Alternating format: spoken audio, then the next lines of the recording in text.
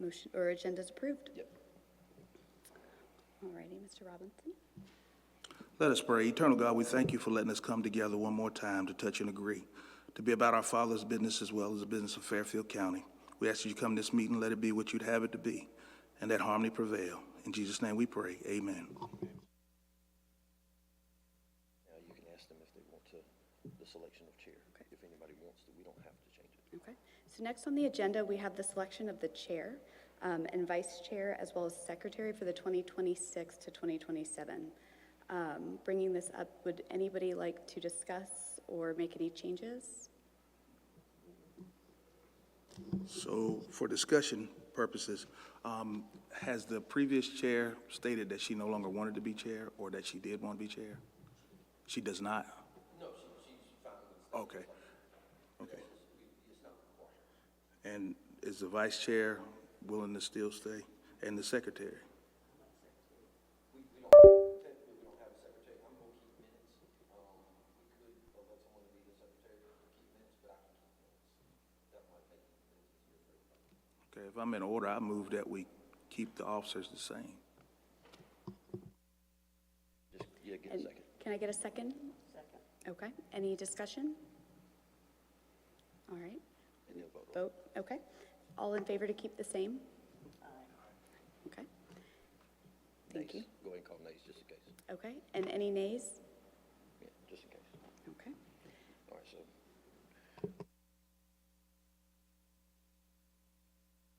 And then we're going to get started going into the applications. So I will mention to the committee and to everyone here. So this fund actually, I believe we actually started, I think it was passed in like 2019, but we have been collecting over technically since about 2021, 2022.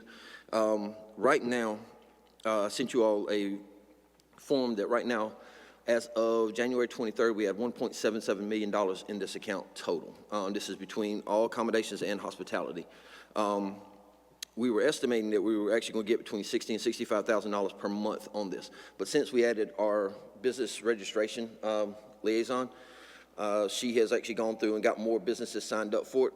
I just got a report on Friday that to date we have collected over $1 million in this account. That's with 4 months still left to go in the fiscal year. So we're going to end up drawing a little over $100,000 per month in this account. And these funds will not be awarded until July the 1st. So by the time we actually get to July 1st, there will be a little bit more than $2.2 million in this account to disperse funds. And if you look at all your applications, they add up to $1.44 million with the total of 10 requests. So.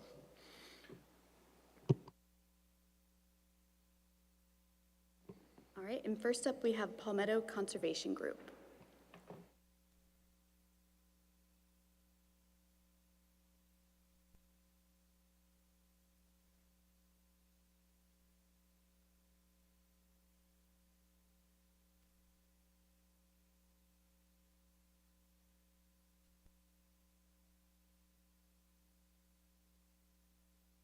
I'm the executive director of the Palmetto Trail. Huh? Okay. All right. Today, I am presenting what I think is one of the more exciting projects for the Palmetto Trail. In 2025, we were fortunate enough to purchase 109 acres adjacent to our existing Alston trailhead in Fairfield County. We were able to do this through the help of the Conservation Bank. And so today I'm presenting the new project called the Broad River Conservation and Education Preserve. We have some schematics here, but our ask today is to assist us with one portion of this project. This is an $8 million project for us, and what we're asking today is for funding for the picnic area at the existing boat ramp of the property. And just a little history, last week we had a ribbon cutting of our new kayak launch, which, thank you again, you assisted in that funding for us. That was a $500,000 improvement, and now there is really true access to the Broad River. With this property and with the location that I mentioned of the picnic area, that is 1 mile of what we call Blue Way Trail. And we just received word as of last week that our track trail program, which I know you have one and we have one at our existing trailhead, but we're adding through the public meeting that you held several weeks ago with the track trail folks to add a kiosk at the existing kayak launch. And it will be the first Blue Way trail in the entire state. So that will go down to the existing, right here, the existing picnic launch, or the picnic area, and that is what we're asking for funding. So you'll be able to, and this is a schematic of the entire project. As you can see, we're adding a lot of different structures. This will be an outdoor education center. This is where we plan on trying to teach fly fishing, kayaking. There will be a tremendous amount of birding, and so on. But here is a trail that we are going to build along the Broad River. We plan on starting that in late spring. We've just received funding. Actually, I have to hop on a Zoom meeting after this meeting. And so we'll be building this trail, and it will end at the picnic area, where we hope to encourage families to stay, to enjoy the view, and you will see that this is the launch that currently exists. So not only are we going to have a foot trail, a nature-based trail, but then you'll also be able to kayak all the way down here, and that'll be a Blue Way Trail.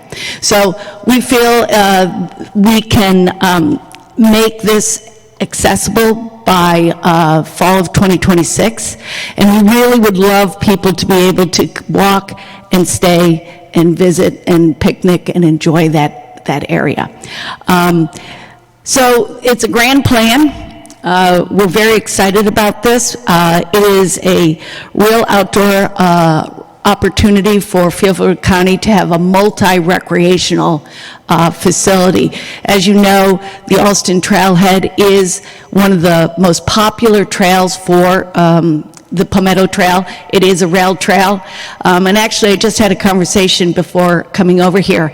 There are really 3 significant rail trails in the state of South Carolina. You know the Swamp Rabbit, the Spanish Moss. Well, here in your hometown is this rail trail right in the middle of the state. So another piece of the whole plan here is we are, and that's really the picture, this is an existing Norfolk Southern depot. We will be moving this to this property also, so that we will be telling the history and the story of the railroad.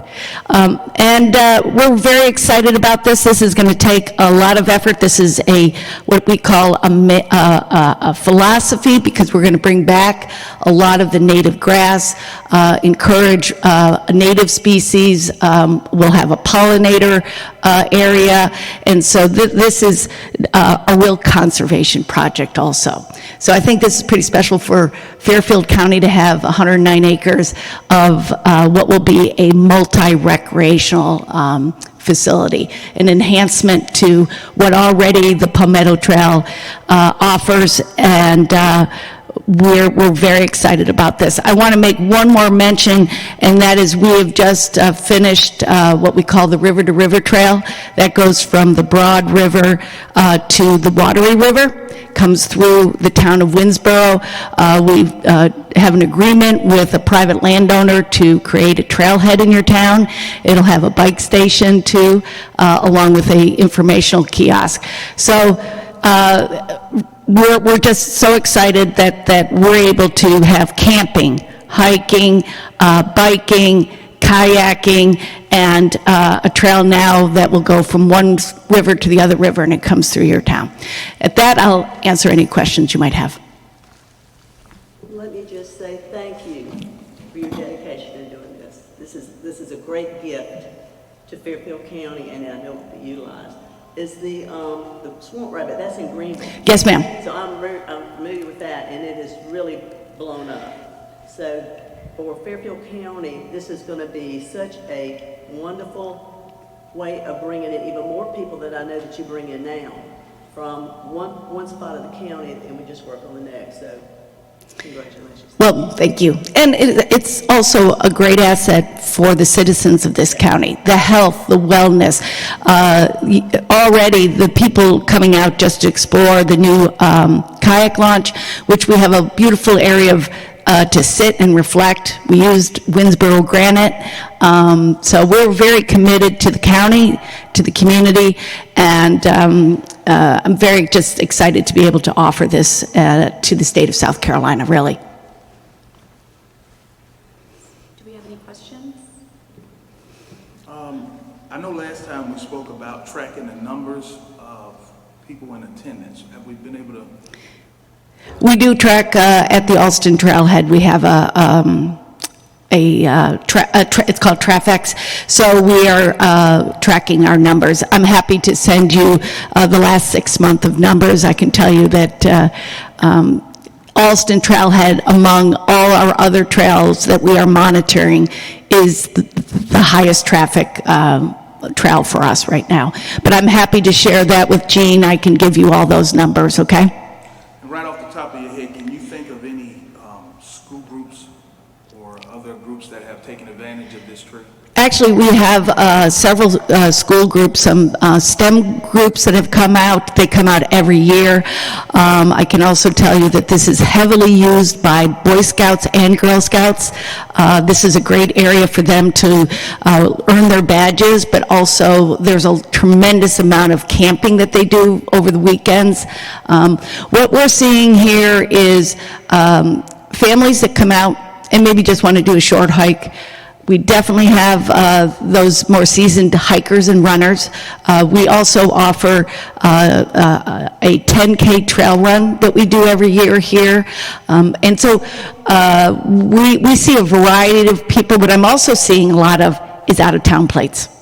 People are coming, they're finding this and coming out. And I know they're have to go and eat somewhere, so I know they're coming into Winsboro as a source to find food.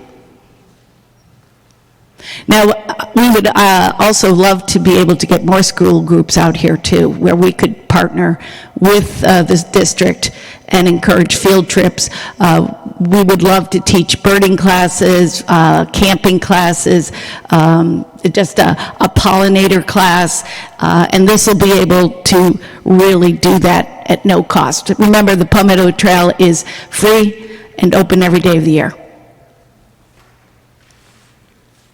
Will there be any usage fees for the pavilion, or is it just a first come, first serve? First come, first serve. Do we have any other questions? Okay. Can I get a motion to either fully fund for $90,000, partially fund, or not to fund this project? I'll make a motion to fund the $90,000. Anybody? Okay. And then can I get a vote, please? All in favor to fully fund? We need to do any? Okay. Any nays? Okay. Project, or so motion to proceed with approval for fully funding $90,000. I will add that these are recommendations to county council, so whatever the committee actually recommends, those numbers will be given to county council and they'll vote on those, which will actually be put into the budget for this year. So just know that it still has to go before council. Sure, I understand. I want to thank you all for your time. I hope to see you out there.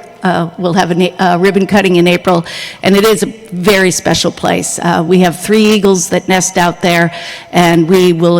Our plan is to preserve and really showcase this 109 acres as it was. Thank you. Thank you. And then next up, we have Pine Tree Playhouse.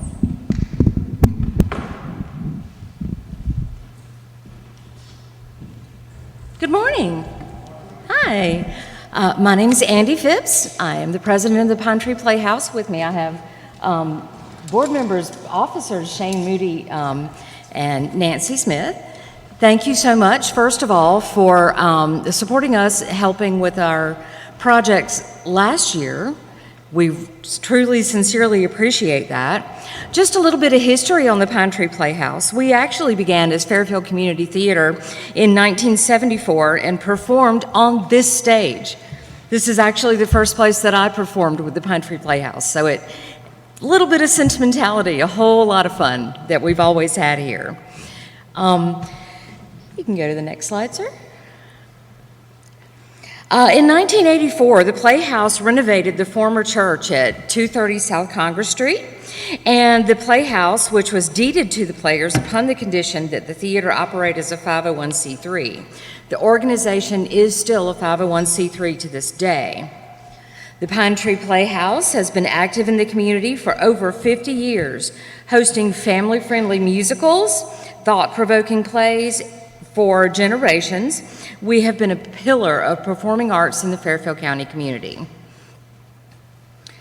The following data is from January 2025 to December of 2025. We used Wix and Meta to gather this data for you.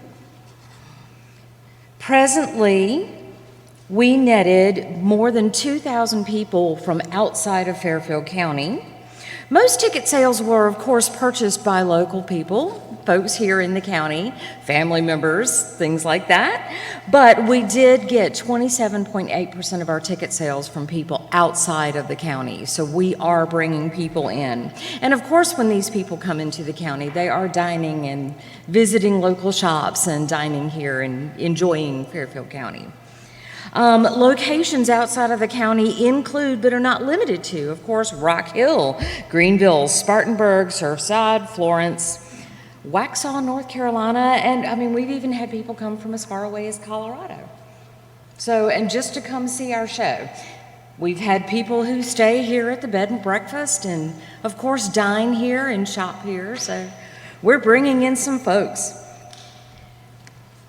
We have ads that run on Meta, as well as promoting our high-profile musicals. And targeted advertising, we have been doing that to bring in more folks from outside of the county, which we think has become very effective for us.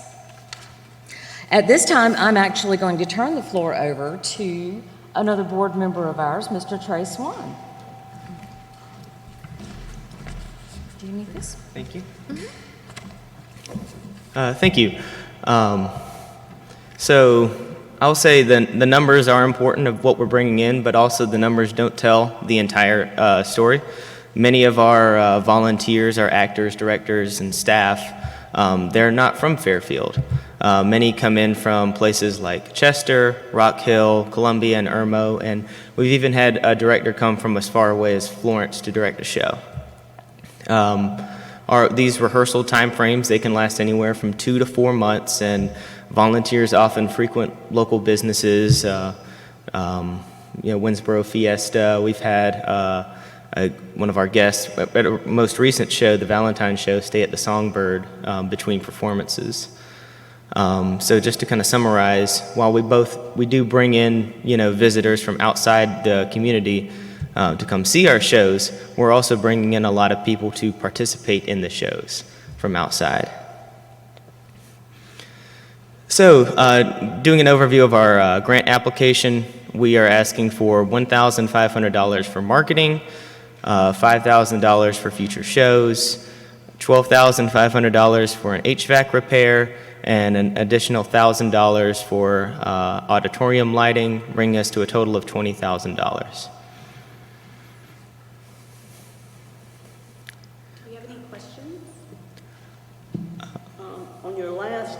Application, you had applied for lighting. That is correct. Was that indoor or outdoor lighting? This was indoor lighting that was specific to our stage lighting, so illuminating the stage for shows specifically. What we're going to be asking for right now is more for renovations to our auditorium where people will be seated, just to kind of update it, make it a little more energy efficient. I've got a couple more slides going through going in detail through each. Yeah. So I'll just continue with that. For advertising and marketing, we've got $1,500 to be spent on digital advertisements for Pine Tree Playhouse shows and events. As previously stated, we've seen high engagement and high ORI with targeted ads. Our CPC, cost per click, is below what would even be considered good. We're doing great on that front. Whenever you're looking at digital marketing, if you're running at between 50 cents to $1.50, that's considered good for cost per click. So if we're at 25 cents per click, we're doing really well in that area, and we'd like to continue. Currently, we have 4 major shows: spring, summer, fall, and winter, and Christmas, and we have our 1 annual Valentine's Day event. The funds for this marketing and advertising are going to be split between the shows and used to target audiences 50 to 100 miles from here, focusing on the major population centers: Charlotte, Greenville, Spartanburg, Augusta. Next. So for future shows, we're asking for $5,000, which is to be allocated for the legal and material goods to produce shows. We spend on average around $1,000 to $1,500 for just a regular play, and around $2,500 to $3,500 for the rights to perform a full musical. It does vary with the plays that we produce, but typically if we're going to be doing a more popular musical, it's going to be more expensive to produce just because there's more demand for that script. On average, we spend around $9,000 a year. We'll do 2 plays and 2 musicals. Although the prices between that, it can vary. The funds are going to be used to aid in securing the rights for future shows. Typically, the more popular a show, as I said, the more expensive the rights are to produce. So this additional funding allows us to have more marketable shows that will bring in those people from outside the community to see one of the larger, shows that was, previously on Broadway, something like that. HVAC repair. December 2025, we discovered that the heat exchanger in our HVAC unit was degraded and no longer safe to operate. There was a corrosion crack, and our HVAC technician we had look at it said it was no longer safe to use. We still have the air conditioning portion side of that, but we don't have any way to heat the building. We've been currently operating without heat. We've made it through a couple of rehearsal processes through that in 1 show. So while it's not ideal, it's okay for us right now to operate with that, but it won't be in the fall, winter, whenever it's cooler outside and we have our audiences in there doing our fall musical and Christmas show. So we have had a local company quote us $12,500 for replacing the unit. This new unit will be better sized, more energy efficient, and will ideally lower our operating cost and provide a comfortable atmosphere for our audience. As I stated, we have got a local vendor that will be performing the work in Fairfield County, so we'll make sure that this portion of the grant money is spent within the county at a local business. And finally, the lighting enhancements. So currently, the lighting fixtures in the auditorium, we've got 1 globe is missing. There are 4 of these fixtures, and replacement part is not available. It's from original construction in 1984. In addition to other renovations that we're going to be funding ourselves in the area, we would like an additional $1,000 to install more energy efficient dimmable LED fixtures that will again lower operating costs, be more energy efficient, and be a little bit brighter, which can help some and could potentially help some disabled people or people who are a little more difficult seeing see around a little bit better. All right, and I'll open the floor to questions. Trace, I was just curious. Since y'all started tracking like where people are coming from, and y'all said I think it's 27 point something of outside visitors, have you seen an increase in that? Just curious. Like over the last few years, has that percentage gone up, down? Just curious. We have. I don't have a specific number. Again, I believe it was last year whenever we applied for the first time for our grant, we were asked to provide that data. So this is the first year we've started tracking, but I think through what I've seen and what I believe other people have seen, we've definitely had more people who have seen specifically because of our ads on Facebook. They have come because of that. I can also help with that question. I became very active with the theater about 20 years ago, and 20 years ago, having somebody from outside Fairfield County attend any of our performances was a dream.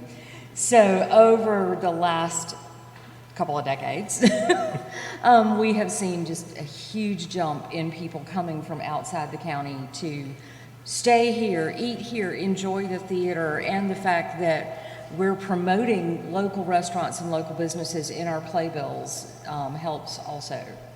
So, yeah. Other questions? So, did I hear you say you do have a Facebook page? We do have a Facebook page, How's yes. that listed? It's Pine Tree Playhouse. And in parentheses beside it, it says Home of the Pine Tree Players.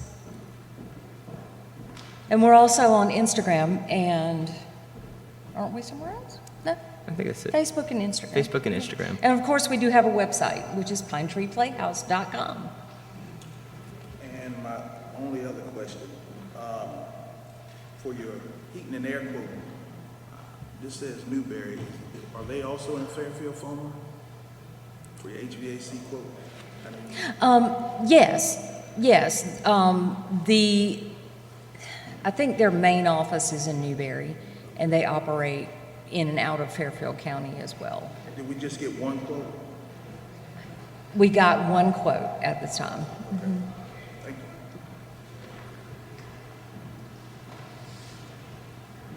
Do you have any other questions? And I just have one question. Yes. The sign project from the last grant funding, is that still in the plans, or are you guys still proceeding with The which sign? project? The sign. The signage, yes. We have actually been collecting quotes to see what would be most effective. We don't want to get something gaudy to bother Main Street here, Congress Street. But we have been actively getting quotes and getting ideas for signage. We plan to have that project completed actually within the next couple of months. Right now, our focus has kind of been rehearsing in the cold. So. Understandably so. Okay, thank you. Any other questions? Okay. Can I get a motion to either fully fund for $20,000, partially fund, or not to fund? Can I ask for 2 more quotes for the air conditioning system?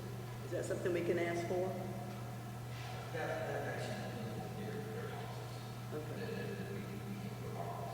Okay. Thank you. Okay, well then, let me say this, in the future, please have more than one quote. Absolutely. Because I noticed that you said you were gathering several quotes for the signage, but you only have one quote for the HVAC. And I do think that the HVAC is a priority at this time. It is. I so move that we fully fund the project. Any discussion? Okay. All in favor to fully fund? Any nays? Thank you. Thank you very, very much. We hope to see you at the Playhouse. Next up, we have Catawba Water Management Group.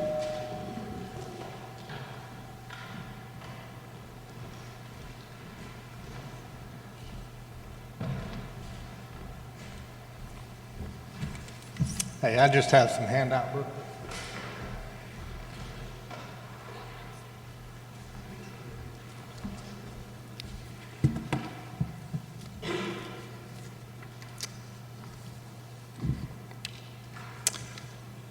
So as an introduction, my name is Brad Busey. I'm the manager at Lancaster County Water and Sewer District, and I am also the South Carolina at-large member for the Catawba Wateree Water Management Group. And I'm happy to be here and a part of these other great projects that you guys are having presented today. What the Catawba Wateree Water Management Group is a group of 21 withdrawers on the Catawba River from Lake James up in the mountains all the way down to Lake Wateree. And of course, Lake Wateree, being at the bottom of the basin, it's almost like a truck ramp. All the nutrients from the river come down and they come down, and then everything shallows out and flattens out down here at the bottom. So the Water Management Group deals with a lot of problems on the river, from low inflow protocols to protect the long-term availability of water on the river, to what I'm here to talk about today, which is controlling the algae on the river.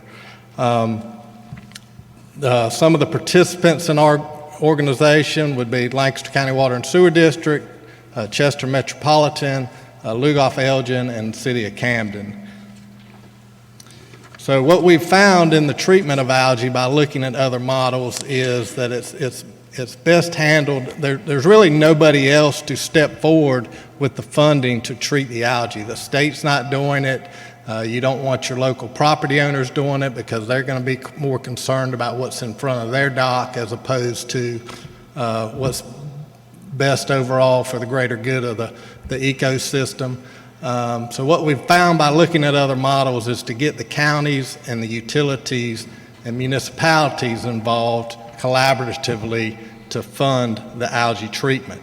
What causes algae? Well, warm waters, sunlight, and nutrients. When I talk about nutrients, I'm talking about phosphorus and nitrogen, the same things that you go down to the store and you buy to put on your front yard to grow your grass.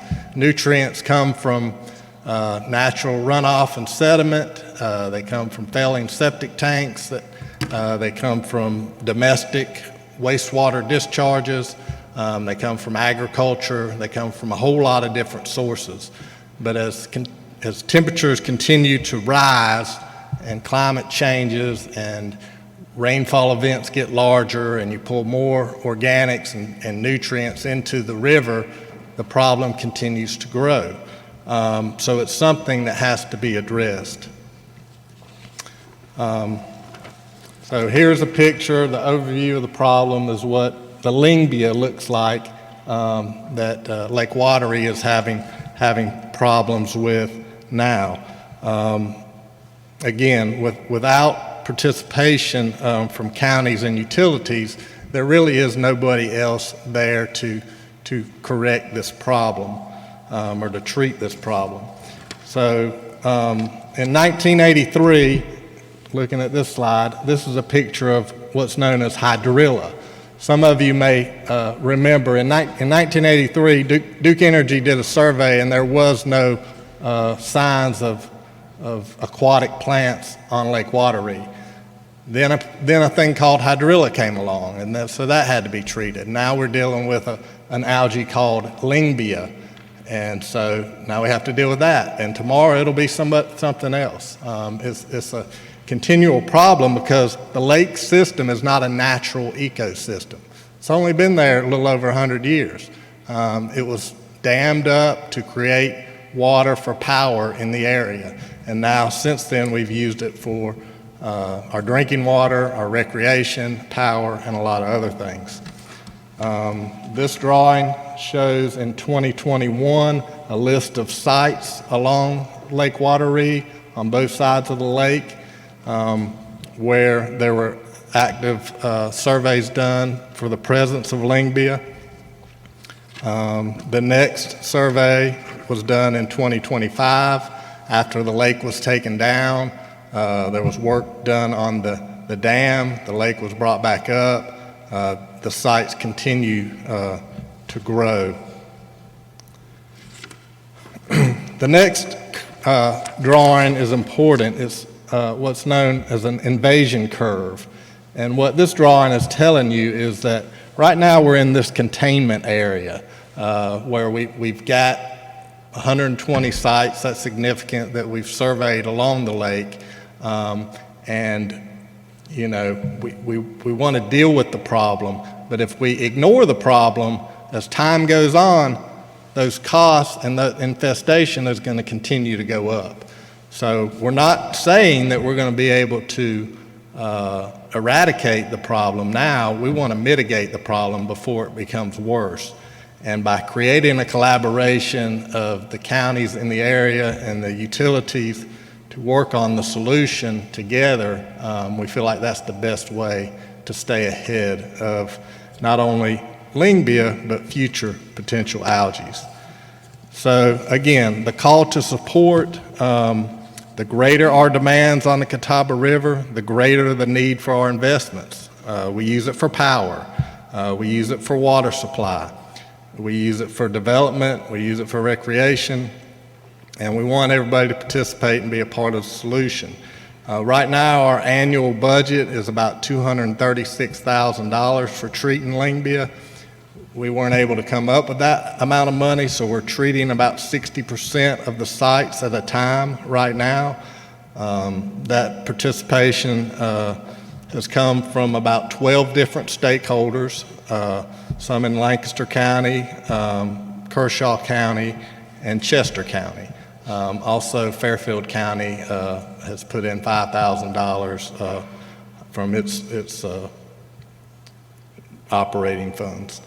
So how does this project go along with your accommodations and tax?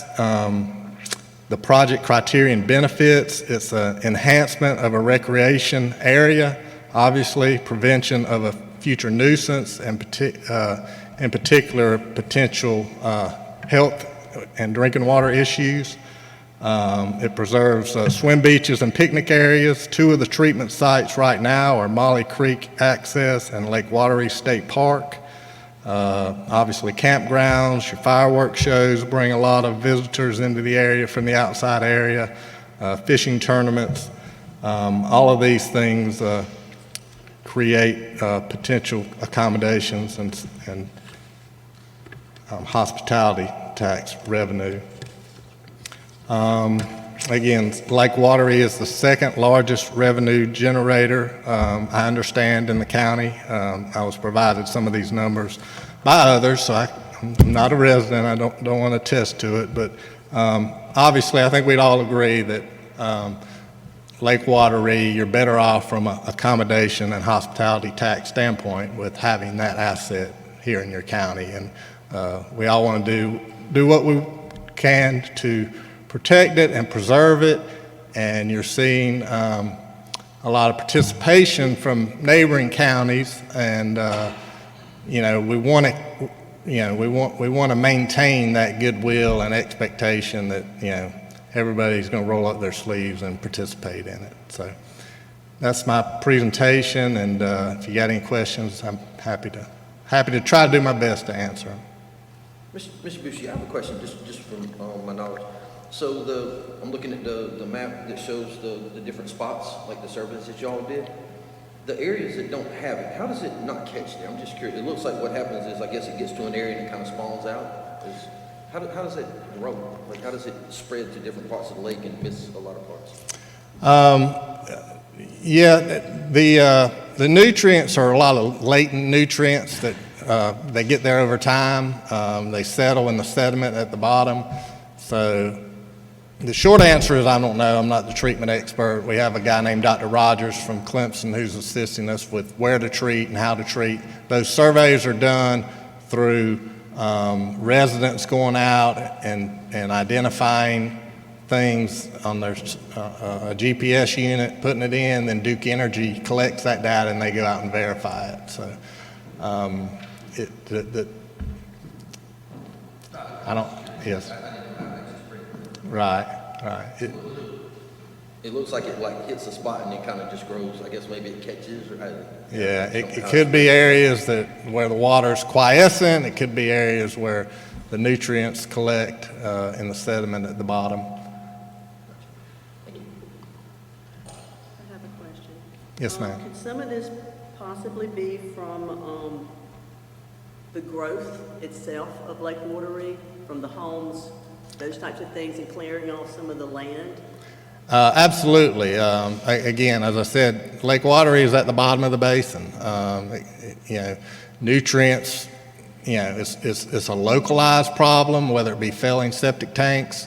It is also a basin-wide problem. You've got nutrients from all the way up around Charlotte and above, and Lancaster and Chester and all around that, unfortunately, again, they come here and, they collect here. So, by each county and each utilities along the lake dealing with, issues in their local region, and then, of course, having Charlotte, and they have a separate group up in that area dealing with Lake Norman and Mountain Island Lake and Lake Wiley. That's the way we feel like it's best to address it, yeah. Is there anything that the homeowners could do, possibly? There's things they can do, but if you go out and you start raking, for instance, while the algae is active, if you start raking it, then you really just, you release more of the seedlings inside of it, which can, go down to somebody else's property. So I kind of like Tina, are we seeing these same problems at Monticello and Jenkinsville at that lake? Yeah, I'm not familiar. I'm not sure the problems that they would be having there. It's a southeastern problem. Spartanburg County is having a lot of issues.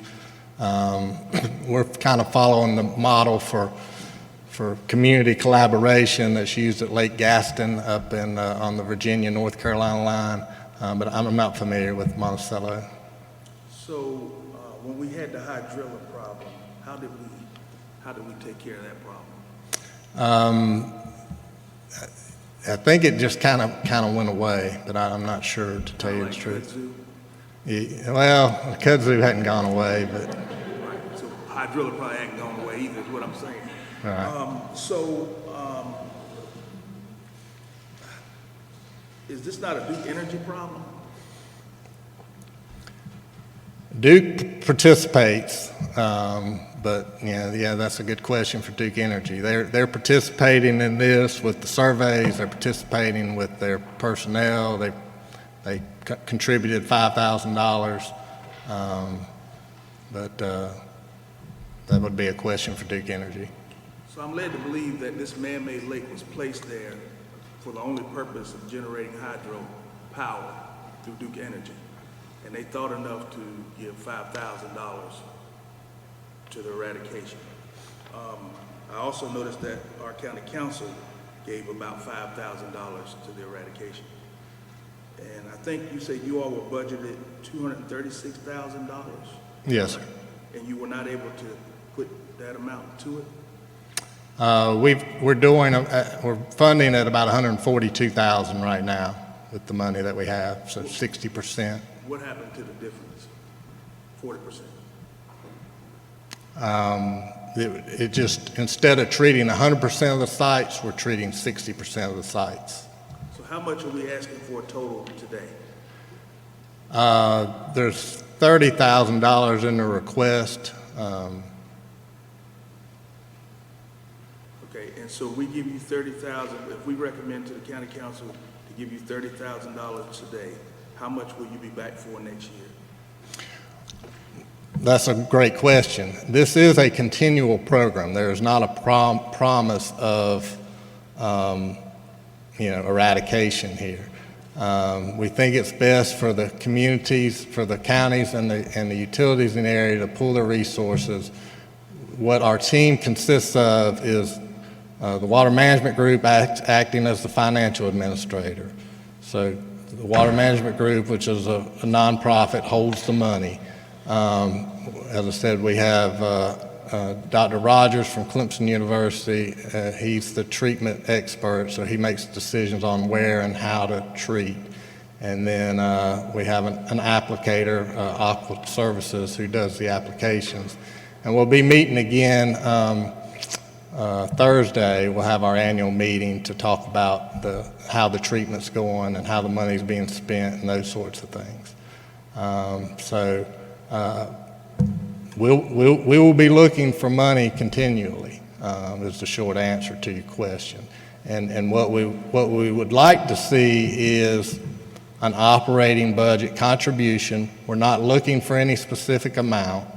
Again, I'm just here representing the Water Management Group because we're already holding the money anyway, so it didn't make sense for, say, the Watery Homeowners Association to ask for it and then give it to us. But you know, what we'd ultimately like to see is, again, the counties and the utilities give at a level you feel comfortable giving, and have something in the operating budget each year, so that we can manage the short-term problem that we're trying to manage right now, but also be set up to manage the unknowns that we don't know what's going to come down the road. And when we had the meeting last year, you know, that was the message that was given. We weren't asking for a specific amount. We want each entity to give at a level that they feel like they should give, feel like they want to give. And we really just want to see it as an operating line item, to recognize that this is a resource that we want to take care of. This is a resource that's important to us. And that way we know the amount of money that we can depend on every year, and we can cater our treatment towards it. And if there's an excess of money, then we would scale back on what the ask was. We would update everybody every year of what that amount would be and what's needed, and you know, the ask would be scaled back. But I'm here today at the recommendation of folks within Fairfield County that said, well, you know, the county doesn't want to fund it, maybe the accommodations and use tax would be the best way to fund it. So I don't want to be the bad guy here, but I mean, this committee was formed to ask the hard questions. Understood. To try to do the vetting for the county. And from what you're telling me, if I'm understanding right, you will be back asking for more money, and pretty much you're looking for a blank check. If the county council has already agreed to give $5,000 only, what we're doing here is just a recommendation that's going to go back to them. I mean, you kind of where you started is, you know, to be the bearer of bad news. But okay, that answers my questions. Thank you. Right. I have another question. Does the watery homeowners contribute to this? They did. They contributed, I think, $15,000 last year. That's all the homes in Fairfield County that live on the lake. That's the homeowners association throughout. It's property owners association, I guess, but yes.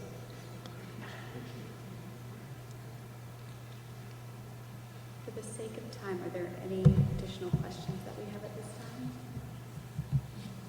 Okay. So the request here is $30,000.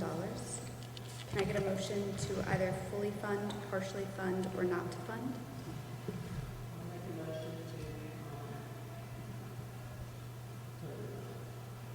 Do I have a second? Okay. All in favor? Okay. And the nays? Discussed. Yay? Okay. Okay, so then it passed, right? Okay. Yep. So that one passes 3-1. Thank you. Okay, and I'd like to just say that regardless of the outcome, you know, we're going to continue to work with state agencies, DNR, DES, to try to get funding, and we're trying to establish the best localized collaboration we can going forward. So, thank you for your time.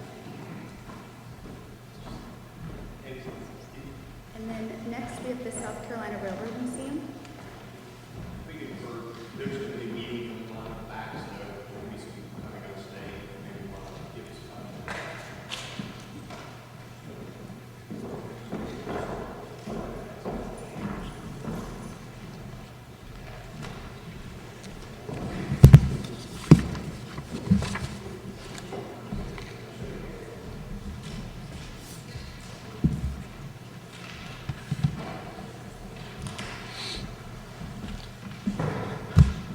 Well, good morning. And I understand it's President's Day, so happy President's Day. Valentine's Day. And we just had Valentine's Day, I'm being told, so it's just been a wonderful weekend. My name is Pat Walker, and I'm with the South Carolina Railroad Museum. With me is Henry Nekomias, who is also with the South Carolina Railroad Museum. Both of us are members, very active members at the museum. We're both very active volunteers. We both serve on the Board of Trustees. And Henry is trying to be the outgoing treasurer. And as you've heard me say before, I don't go anywhere without the treasurer. So he's very important. I was listening to a couple of presentations, and I understand that we're coming up here with a very large ask. Running a railroad is an expensive business. We're trying to do the best we can with the money we have, and we know that you're going to have some hard questions to ask, and we will do our best to answer those questions.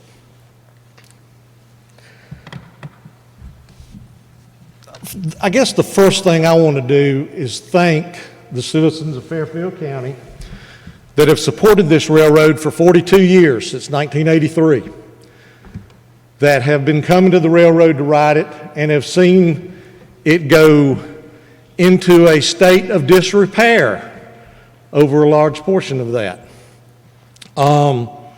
We're turning that around, and how are we turning that around? With a lot of help and support in the past from Fairfield County, a lot of support from the citizens, support of the county council, and over the last 2 or 3 years, a lot of support from y'all.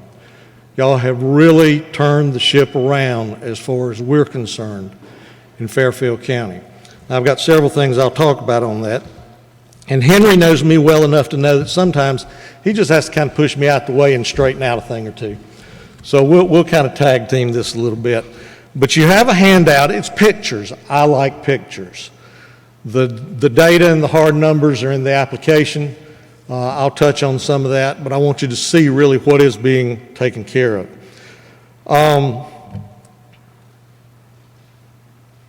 We're coming here today with 4 requests for consideration for 4 different projects.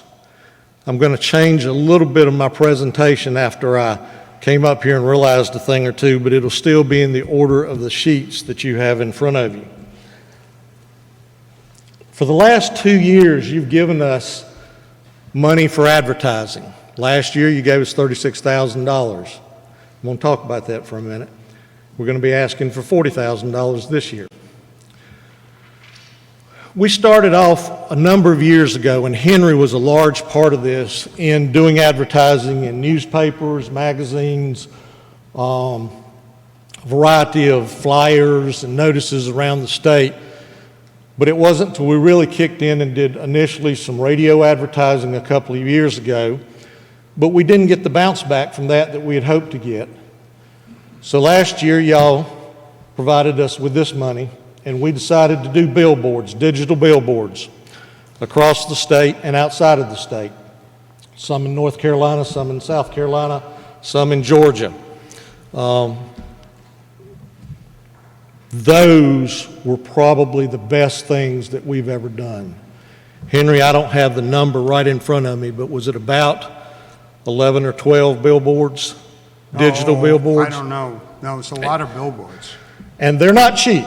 They're about $2,500 to $3,500 a piece for a 4-week contract to put our ads up on those digital billboards. But you see an example of those in front of you. And we do kind of informal interviews and questions with our riders as they come to ride the train. And a lot of them this past year have recognized or told us that it was the billboards that caught their attention. And we really see that paying off. And we would hope to be able to expand that initiative in the future maybe go even further into our neighboring states, and maybe go into some other states. We've never been known as a destination museum like Great Smoky Mountain.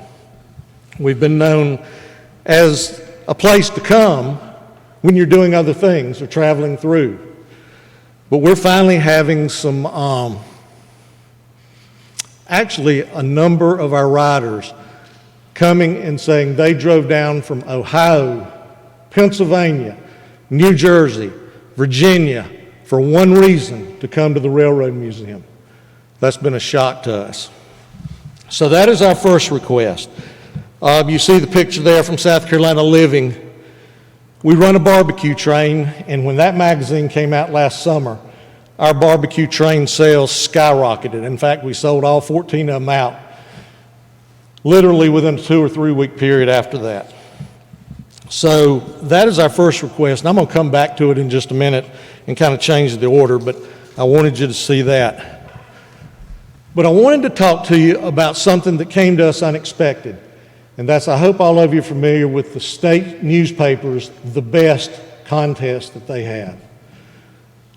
To my knowledge, yes, thank you. To my knowledge, we had not been a part of that before. This year, we were part of 2,000 organizations, companies, businesses, individuals that participated in that contest. And we won, or placed, I should better say, in 3 different categories. In museums, we placed in the silver category. The group that beat us was the State Museum. I can't even think of, Adventure Children's Museum downtown. We came in second. Third was the South Carolina State Museum. I'm kind of proud of that. We beat the South Carolina State Museum. We also placed with bronze in the best attraction. Riverbanks was first, and Columbia Fireflies were second. And in family attraction, Riverbanks was first, Adventure was second, we were third. This was unexpected, and it was a boon to Fairfield County. It was a boon to the Railroad Museum. Brought us in a lot of riders that referenced that. So we think, again, the advertising will continue to build on that. Our second request this year is kind of a continuation from a request last year, and I'm not going to talk but a second on this because I start talking and we'll be here forever, and you don't want that. But we have 3 bi-levels that were used up in Chicago and Washington, and we got those a number of years ago. They were in great shape except for the windows. The windows continued to become cloudy, translucent, scratched, and we came to you last year and you provided $24,000 to replace 16 windows on each of those cars, 48 windows, $500 a piece. Railroading can be expensive. And you see this picture and you see the results of it. The cloudy window and the clear window. Probably one of our biggest areas of complaints in the past were the cloudy windows in our bi-level during our Christmas and Santa trains. I don't recall a single complaint this year from those windows. Well, I do. We did have one. It was nighttime and they said they couldn't see out the window, but that's a separate issue. Good. I'm going to quickly run through some numbers and then I'm going to get on to a couple of other things. Well, please understand, the bi-levels have windows on the lower level as well as the upper level. We replaced the windows on the lower level. We're asking you for funding to replace the windows on the upper level. We actually ran into problems trying to get the windows done because of the type of windows and the Federal Railroad Administration requirements. So we went over budget on that out of our budget to make up the difference. The same as the advertising, we spent more than you folks had given us as a grant last year. We did that as well. Cost of doing business, we try very hard. Thank you, Henry. Yeah, that is a second request, and I have another slide of it in just a minute, but for that request, we'll be asking $33,000. Why is it more than the $24,000, $33,000? These are upper windows. We're going to have to rent a lift.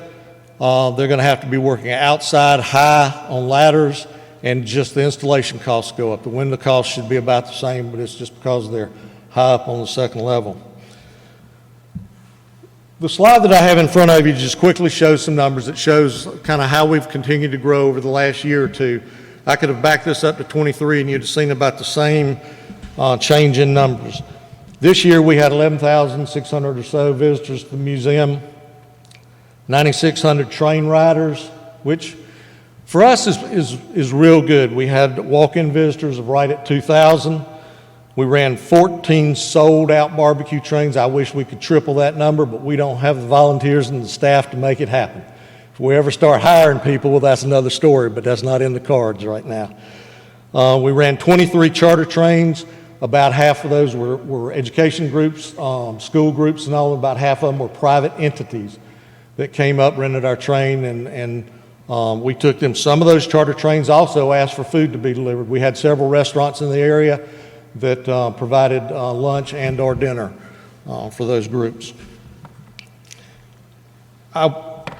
This slide is going to be hard to see on your sheet, but it basically shows where our train riders are coming from.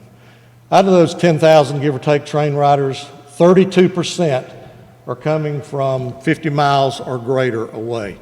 And that's where our advertising emphasis is going outside of that 50-mile radius and doing those billboards. If you look at that chart, you see we've got about 5% of our riders come from Fairfield County area. We've got about 60% coming from that range 15 to 50 miles out. So we're pulling in a lot of people from Columbia metro area. And then after you get there, the rest of those, you see the 50 to 100, 100 to 300, and greater than 300. All right, what are our other two requests? Last year we came to you talking about our East Greenbrier switch, extension and expansion. This is still out there. We started it about 2 years ago, and it's just a very costly project. We've graded pretty much the area adjacent to Greenbrier to extend that siding that's there. Greenbrier is where our event pavilion is, and it's where we do our Bunny Express activities. It's where we do our pumpkin patch activities. But it's also a critical siding in terms of when we're running two trains at one time, having those trains, one go into the siding while the other passes, and then the other one can head back to the station. And it's basically out of service now. We can enter the siding from the west side, but we've got to reestablish that east side switch. That east side switch was over 80 years old. It just became unsuitable from a safety standpoint, and it failed a series of inspections, and we had to pull them out. We're requesting money again this year to go back and finish that project. We're asking for $120,000. Last year, we asked you for $85,000. There is no difference in the project planned for this year other than between inflation, tariffs, and the cost of manufacturing steel and labor. Those costs have gone up right at $35,000 this past year. Think about that from all the railroads across the country and what they're having to spend now just to maintain their tracks. But that is an important project. The thing I will stress about this is that money would not be used for labor. We'll provide the labor. It would only be used to buy supplies and materials. 400 feet of track at about $25,000, $26,000. A switch, one switch, about $25,000. Variety of other things that would carry us up to the 120. Things we call joint bars, which hook everything together. 350 ties we would need, a variety of other things.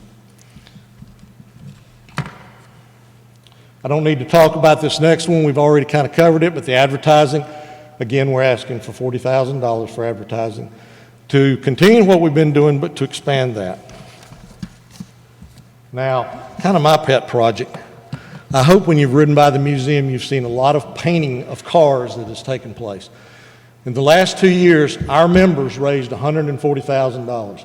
We raised that within the museum from our members to paint those cars. They're about $10,000 to $15,000 a piece to paint. We've painted 12 of them. You've seen the 44 steam locomotive that's outside, but if you've looked down in there, you've seen a lot of the other cars. But our display train, that is the front door to the museum, and it's the first thing that people see, is atrocious.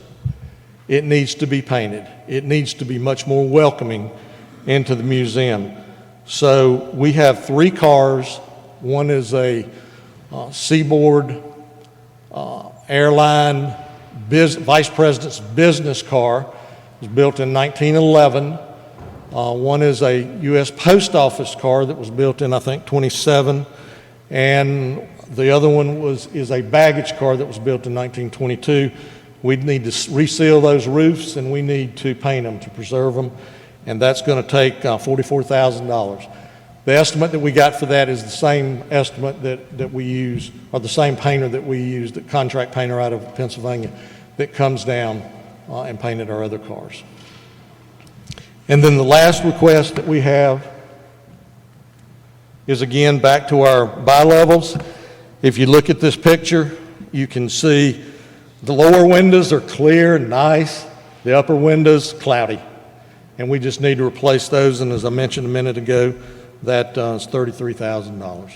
So our request is $237,000.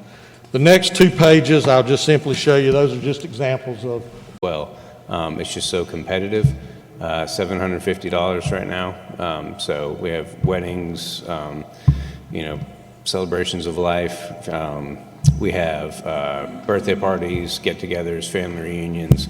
So there's a lot of people coming from out of the town, out of the county, and out of the state in some instances. So adding those additional amenities there will just further enhance that facility. The Christmas parade and everything was more successful this last year, so we're hoping that would, again, draw more people to the town. How about the playground structure? Yeah, in Fortune Springs Park, just further enhancing the recreational amenities there. So it's an added, draw of people. Thank you. You're welcome.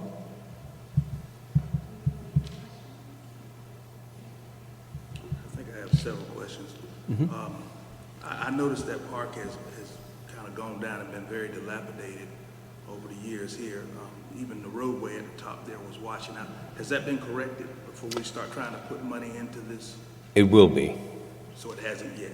It's in the process. So the park is scheduled to be complete before June. That's the state used the skip money as well. So that's all on these tight federal deadlines. So June, that should be done. We have another project that we're adding a sidewalk, and that is, due diligence is all done. We're just essentially waiting for DOT's approval, and then we'll bid that out.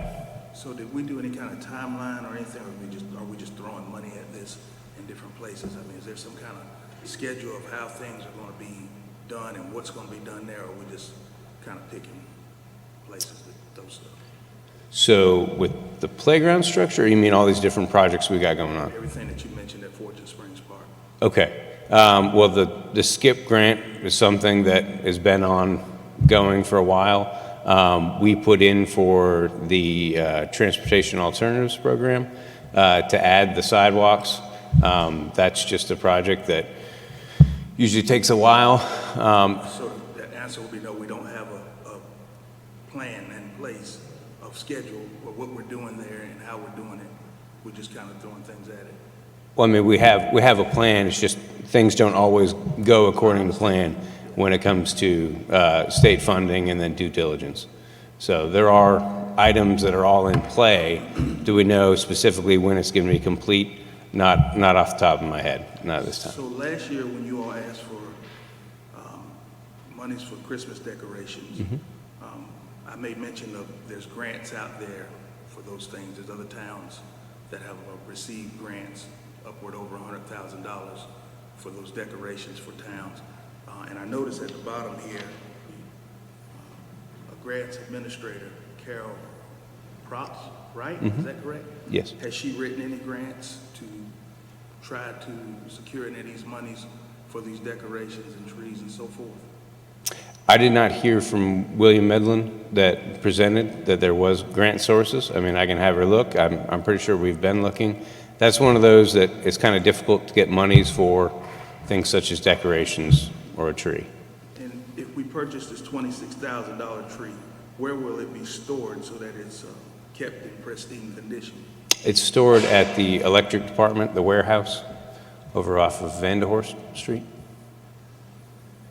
And the pool there at Fortune Springs, that belongs to the county, correct? That does. Mm-hmm. Okay. And so I noticed you said there were some things that we want to put in place there for people to play on. What are those things exactly? Do we know? Oh, what was depicted. Okay. Do you know off the top of your head what those things were? I mean, it's a playground structure. You can see the different components there. Okay. So I noticed we kind of we're focused on Fortune Springs, but in this proposal here, it mentions neighborhoods. I'm understanding that there's some neighborhood parks that's going to be brought up to par as well, or because I didn't hear that in your presentation. Yes, we have other grant funds that we're pursuing. There's a long-running CDBG program that's going to be fixing up Martin Park in the Zion Hill community. Fortune Springs in particular, though, is more of the regional park. So it draws everyone in surrounding neighborhoods. But then we also did just get funding for some upfits to Friendship Park. So we're going to put a gazebo structure there. So You said Friendship Park was located. that's Moultrie and Garden. So like Ward 1. So that's the one over on Fraser Street? Yes, near Fraser. Mm-hmm. All right. I think those are all the questions that I had. 2.7 million, Yes. that was for this project. That's for, SCORE is the Office of Resilience. And so we first came in under essentially stormwater improvements. And originally it was only like $300,000 to take out certain trees. They loved the project, they loved the park, and so the project just expanded. So they ended up, you can see on the plan, they're bringing it back to what it looked like back in the day with some improvements. They're putting in these things called bioswales. So erosion is what killed this whole thing. Just the amount of water that came in and then not properly maintaining the silt coming into the pond and everything. So 2.7, it seems like a lot. I think they're only at like 2.1 right now. The contract came in at like 1.9, and then there's been some change orders. But it's redoing all the sidewalks, again, the pond, dredging, adding back the original structure up with the, not with the waterfall, but in the waterfall, the wetlands area, the parking, and then all those new sidewalks, redoing the existing, and they couldn't do anything like the structures because they're specifically just addressing the stormwater issue.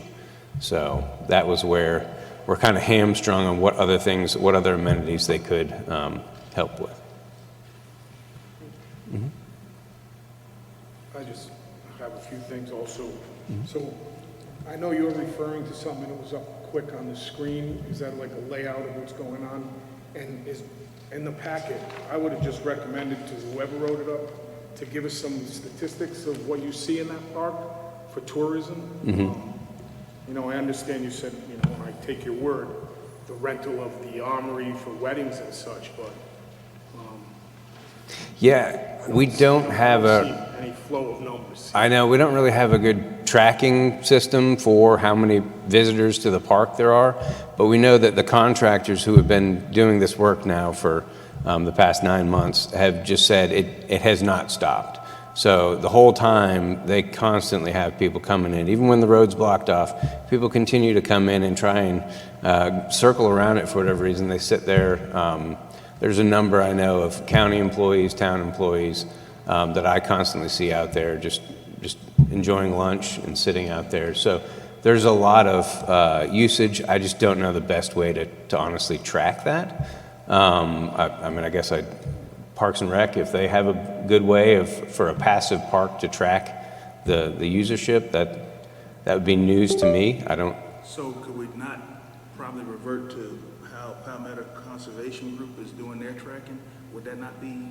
Theirs is a little bit different, so with It's like a the trail, they basically, you walk out on the trail, they have like a little clicker box, and it tracks every time you pass by. So could we not put those in, because there's only two ways in and out of the park, top to bottom. It might Is there not a way we could put those at the top of the hill to catch those going in and going out?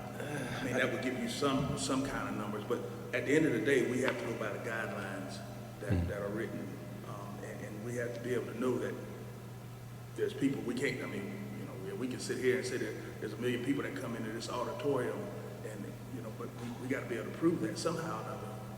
So I will add, so as far as the guidelines go, you are allowed to upfit what are considered like parts of the experience of tourism. So when someone comes to a community, fixing up the aesthetics, your infrastructure and things like that does fall up under the guidelines because it enhances the tourism experience. So it does it would be hard to track, like you're talking about. It's a little bit different because with the Palmetto Trail, you literally have an access point, like that on the bridge. Now, granted, not everybody actually touches that access point because some just come to the camping part of it, so it may not even catch everybody that comes in. But everybody is pretty much going to pass through that little funnel. That would be kind of hard to track at the. I just want to make sure that we're not throwing money at something that's at a dead end road that nobody goes to visit. That's all.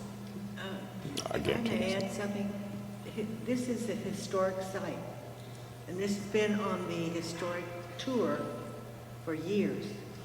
Now, the sad part is because it's gone downhill, it doesn't, if somebody goes out there, they don't see much, they might turn around and leave. But the bottom line is, it's been designated years ago as a historic site. There's a long story behind it, and it would attract people. And if it's more attractive, then people will stay because you've got picnic shelters and whatnot down there. But if you're trying to count, if you're doing a clicker thing at either end, anybody going into the pool could click it. And then it would distort your count because they're there for the pool. See, that's my only That's true, but people come to visit the pool not just from Fairfield County, which is also a good thing because that brings tourism, and there's a fee that we collect when they go in to visit the pool. So that's a good thing. Yeah. That's what we want to happen. And I understand that this is a historic site, so is Camp Welfare, but it's not being maintained or kept up anymore. And I wouldn't see throwing $175,000 at Camp Welfare, even though it's a historic site, nobody's going there. That's what I'm trying to say. I don't know that it is or not, but I do know that it's a historic site, and there's a marker there. So. Who's going to maintain this if you were granted this money? Isn't it the town of Winsboro's responsibility to maintain this property? Mm-hmm. We have the Parks and Recreation, I'm sorry, not Parks and Recreation, Streets and Sanitation that also take care of the parks. Y'all have it in your budget? Yes. This much money in there so this would not happen? Yeah, they collect trash, they address the streets, and parks, so they are. Do you have a plan? Do you have a plan made up what this is going to look like whenever it's finished? Give an example. In Greenville, they have a park there that's is really nice, but it doesn't matter who comes in to council, they still have the same plan that they're working on. So is that something that you could provide as a plan for this to know that it would be maintained? No matter who changes in council or town council or... You mean a graphic or an actual written document requirement? A graphic, yeah. Something that you have that you know that you want this to look like. Instead of just getting money and saying we're going to do this, this, and this, but you don't have a plan for it. Yeah. There's an overall plan. I mean, just gave you the overview, but I'm sorry. But yeah, I mean, they have 3D renderings of the park as a whole. This is just slightly outside of that project scope for the SCORE project, as is the pool. So this is just an amenity right there on site that, I mean, it'd be. Go with what I said, it would be nice if we had that in our packet, so we could actually see what the plan looks like.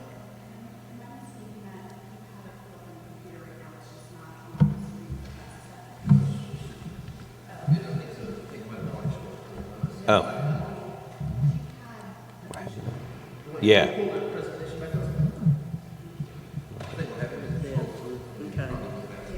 Okay. Tell me That's why voting today on some of these things, or, you know, where we got to vote, and we'd like maybe Chris to work through some stuff. I mean, the packet to me was a little bit incomplete. I don't want to challenge the definition of tourism, but I don't know if that's what's going, you know, and I love the community here, but these are things that we have to follow. Those are in those guidelines. So if we can work through some stuff.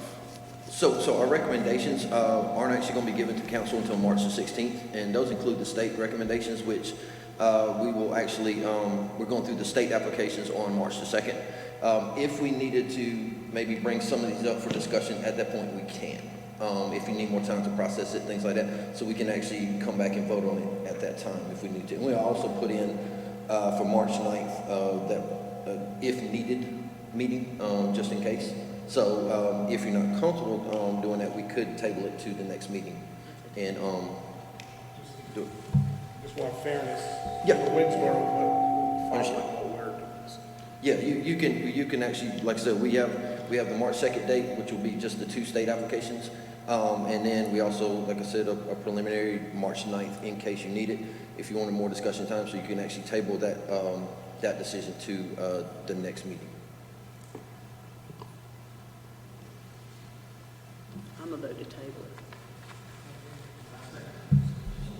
All right. Do we have a motion to table this? I'll make that motion to table. A second? A second. Any discussion? All in favor? Just to make clear, do y'all want Mr. Clausen to actually come back with more graphics or something? I mean, what does he need? What does he need to do? I'd like to see a plan, what this looks like, not that, but plan what we have for this park, what it looks like, and how it will bring tourism in to benefit Fairfield County. But they're actually coming to this park. I'll send you that information, Mr. Clausen. Okay, cool. All right, thank you all. Appreciate it. Next, we have Wings and Wheels.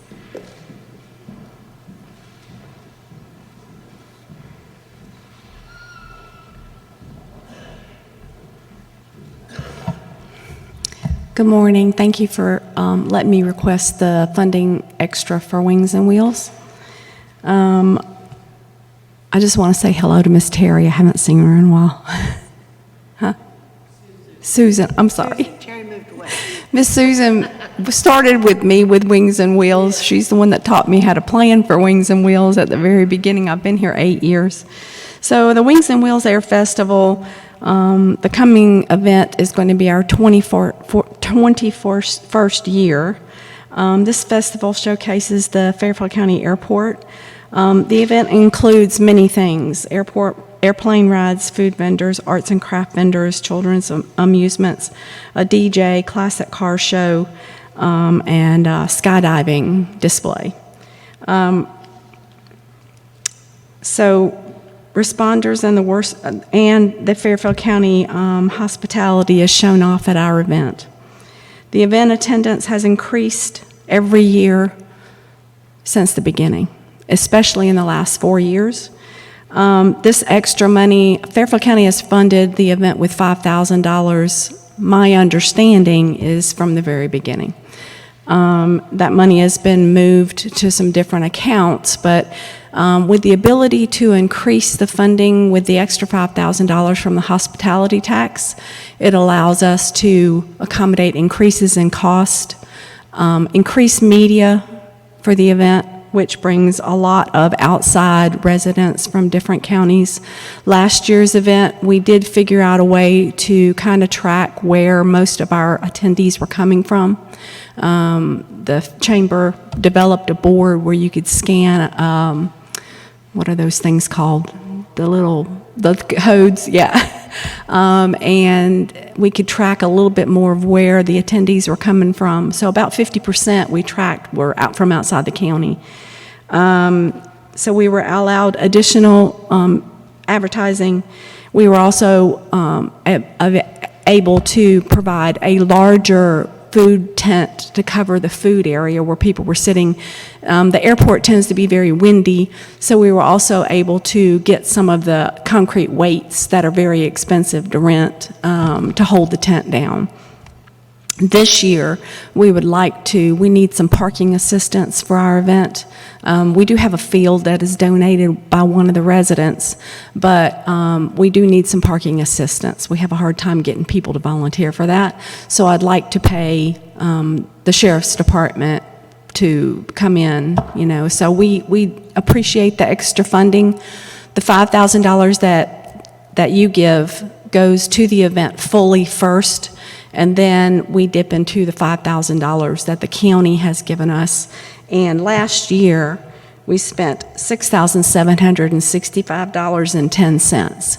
So only about $1,700 of the money the county gives us we had to use. If you have any questions.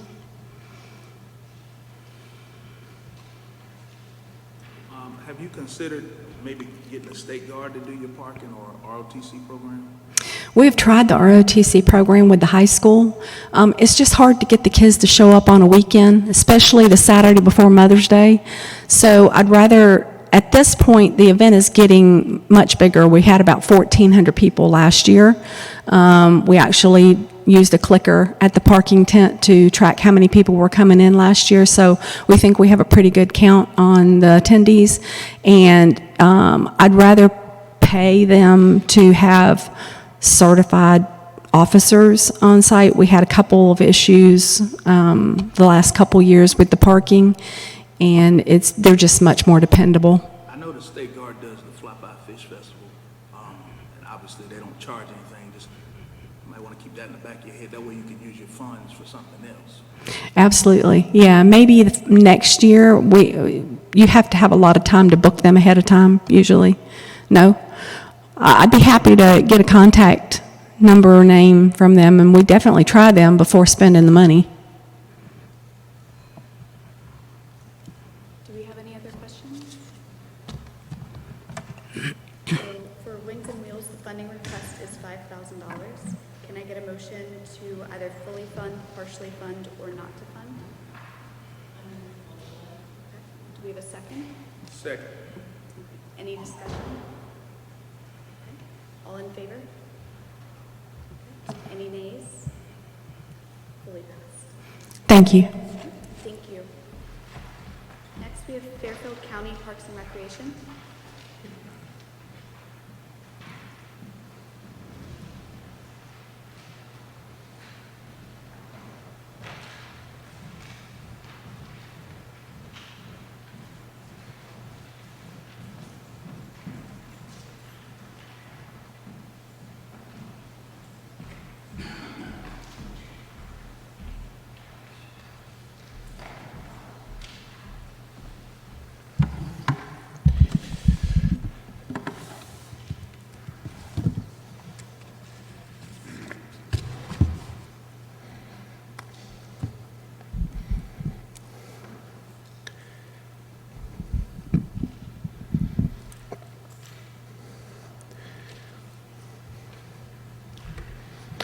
Good morning.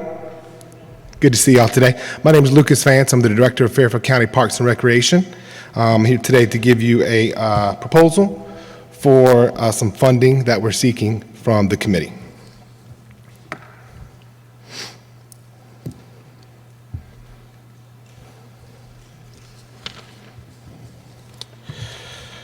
So in total, we've got $220,000 in our request, which is mainly $150,000 for our outdoor tennis courts at our Boykin Recreation Center, then $30,000 for scoreboards at 2 of our parks, at our baseball fields at Drawley Park, $15,000 for renovating the infields on all 3 fields at Drawley Park, and then $15,000 for some message signs and way signage to help advertise programs at our parks. And then at Fortune Springs Pool, we're requesting $10,000 for some new pool deck furniture. And as we go through the proposal, we'll go through each one of those requests. Real quickly, so this is under our supervision. We've got 21 parks and/or facilities, and I've highlighted the ones in yellow on the screen where this funding would affect. So the ones highlighted, that's going to be Drawley Park, and then the facilities are going to include the Boykin Recreation Center, the Midford Community Center, the Monticello Community Center, our Community Fitness Center there at Drawley Park, the Fortune Springs Pool, and then the Ridgeway Recreation Center.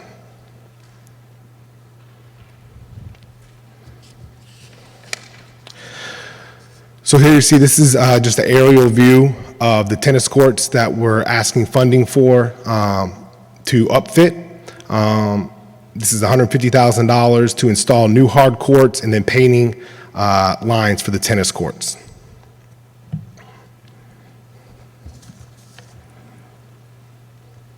These next pictures, it's kind of hard to see here, but you'll notice some cracks going all along the side of the courts and on the outside of the courts.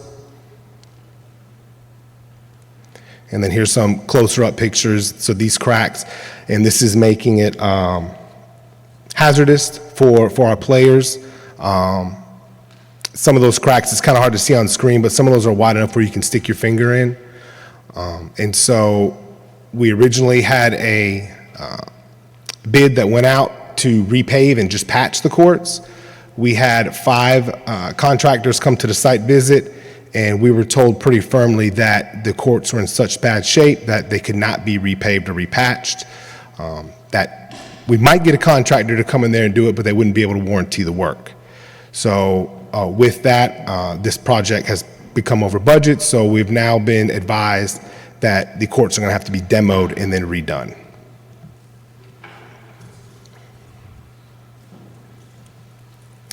The next funding request we have is for 2 scoreboards at Drawley Park.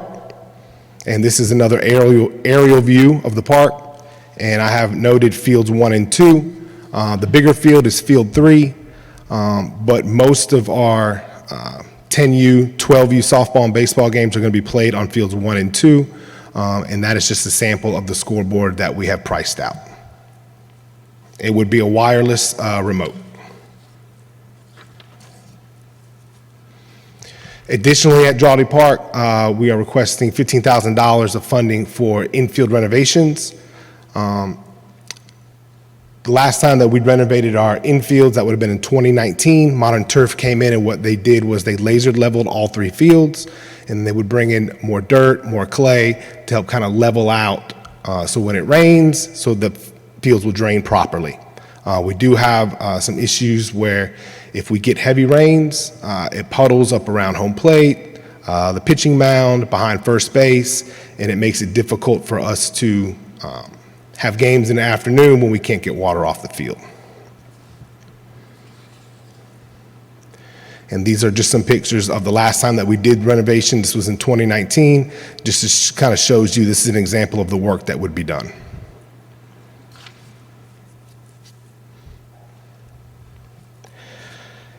Additionally, we are requesting $15,000 of funding for message signs and way signage. And then, so the message signs that we're requesting are something really just simple, something that you see when you pass by your local fast food restaurants, and they can just put up messages. We would like to put up things that say, you know, spring sports registration, or it's time for Get Fit, to advertise our different programs and activities at these individual parks. So the parks where the message signs would go up would be Drawley Park, the Ridgeway Recreation Center, the Monticello Community Center, and then the Mitford Community Center. And currently the Ridgeway and Mitford Center don't even have road signage on them. There is a sign at Ridgeway, but it's kind of back in the parking lot and you can't really see it from the road. So I would like to be able to put signs up that would catch people in traffic or en route. Additionally, we're asking for some way signage. So before way signage, that's a sample of kind of what we've priced out.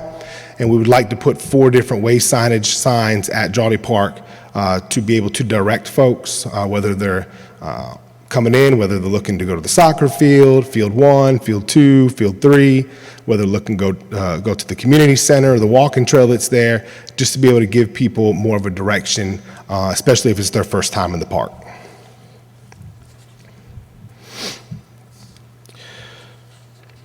And lastly, we have a funding request for $10,000 for Fortune Springs pool furniture. That would be the purchase of new pool deck furniture, including umbrellas, tables, chairs, and loungers. And this is just an example of some of the things that we have looked at. And just, yeah. Question, Mr. Van. The tennis courts, a lot of tennis courts have the issues as far as like the cracking. Like, you know what I'm saying? Because they said they can't fix it different, and I know a lot of communities are dealing with that issue.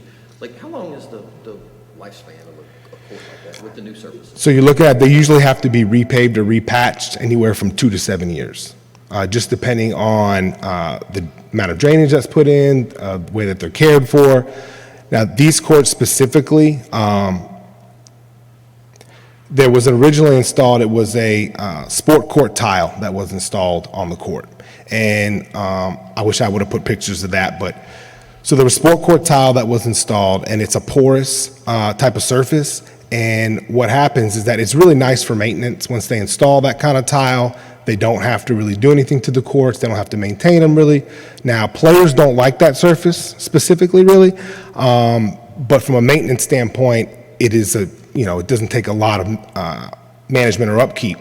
But what happens, because it's a porous surface, when it does rain, that water will kind of sit right underneath the tile, and it gets into those little cracks and crevices in the asphalt or the hard court, and just through time, hot, cold temperatures, that water gets in there, freezes, and it has spread to cracks. So back in 2019, we took that tile up, just repaved the courts at that time, but the patches just have not really held. And so when we had the site visit back in September, we were really told by 5 different contractors that we would have to really demo and put down new hard courts. This just is. I'm sorry. And these 2 courts that you're referencing at the recreation center, these will accommodate the pickleball. So we currently have funding. We have $111,000 of funding for we're looking at doing 8 pickleball courts. So originally we had, when we put this project out for bid, it included the pickleball and the tennis courts. Well, when the site visit happened, the lowest bid came in at $240,000, and we only had 111. So we were grossly over budget. So what we have done, we've taken the lowest bidder and we're going to phase the project out. And so the first phase of the project is going to include the 8 pickleball courts, and we're getting a line item estimate now from Grace Construction out of West Columbia to handle this first phase of the project. And then once we have funding secured for the tennis courts, we would move forward with phase 2. Thank you. Mm-hmm. Any other questions for the courts? So I'm pretty familiar with construction and cracking of any type of pavement or anything. Did you have any of these estimates that we could have looked at? And that's number 1. Number 2 is on any repair. I know we just throwing numbers out there, laser this and repairing cracks, but underneath this is a base, right? Right. That's what we need to get secure first. So I'm sure your contractors knew that, the 5 contractors that come out, but it would have been nice for us to have something to look at. We have to reference when we give money out. That's number 1. Number 2 is, once again, brother, tourism. I'm all about this community, Fairfield County, Winsboro, but I don't see anything that draws in. If you have future tournaments, whatever that is, we need to give this money to tourism. And so, and That's where our little pickle in the guidelines comes from. So I do have the RFB numbers that came back from both the first and the second bid. I can be able to get those if I can get them to the committee. I can just forward those to you. One thing I want to note is that bid total did come back as a total package. So it came back with both the pickleball courts and the tennis courts. So since we were over budget, we've now phased it out, and we're going to be moving forward with just the pickleball courts. But I can get you those totals for both of those bids. And then when it comes to tourism, there are two things currently that I think every recreation agency has their eye on, and those things are going to be pickleball and splash pads. Those are the two things that every recreational agency and department that they do now. And we have roughly anywhere from, I don't know if you've been by, and Boykin, when they're out there playing pickleball, or if they're back here, we've installed 3 indoor courts here at Mount Zion. We have 3 at Boykin. We have 3 at the Ridgeway Rec. And so we offer pickleball about 6 days a week. And we have anywhere from 20 to 2 dozen playing every night.